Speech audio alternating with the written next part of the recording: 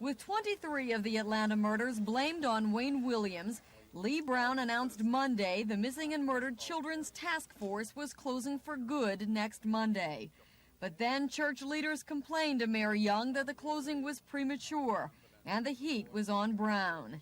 Today he came back to the media to announce the old task force that investigated child murders was still officially closed, and he still maintains Wayne Williams killed 23 of those victims. But Brown says a new task force has been created to take its place. It will be made up of 25 Atlanta policemen, no other jurisdictions. The entire third-floor homicide department on Decatur Street will move to the building on West Peachtree Street. They will team with remnants of the old task force to investigate all Atlanta homicides. It will be called the Homicide Task Force.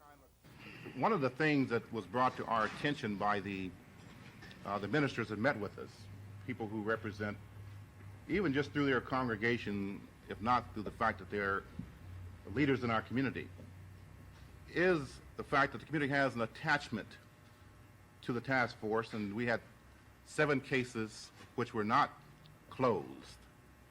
And as a result, we want to continue the effort and be responsive to the community. Commissioner, haven't you just renamed the Homicide Department to appease the parents? Well, the answer to that is no. We have never made any decisions for purposes of appeasement. But as the commissioner was continually drilled about the name change, even he found some humor in it. So what are you doing now that you wouldn't?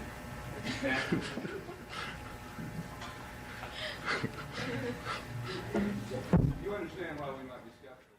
The new Homicide Task Force will be headed by Deputy Director Morris Redding. He also heads the Missing and Murdered Children's Task Force. But Lieutenant Nykirk, who used to head the Homicide Department, says he's in favor of the merger and isn't concerned about titles. I don't think my responsibilities and my accountability is going to change in any way. So you're not upset by it? Oh, no. Lieutenant Nykirk says they should begin packing up this department soon and should be ready to move across town sometime next week. From the Atlanta Police Department, Lynn Harasin, Action News.